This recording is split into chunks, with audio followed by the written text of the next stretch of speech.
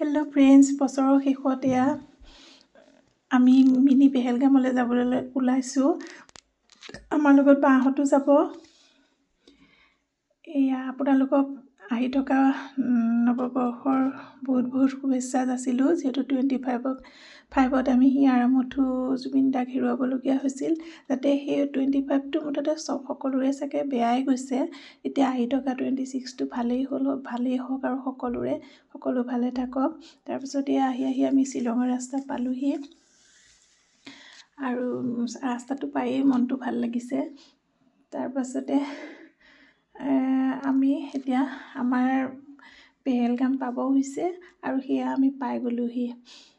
চাওকচোন ইয়ালৈ আহি কিমান ভাল লাগিছে। আজিও বতৰটো বহুত কুঁৱলী আছিলে, তথাপিও কিন্তু ইয়াৰ সৌন্দৰ্য দেখি সঁচাই আপ্লুত হৈ গ'লোঁ।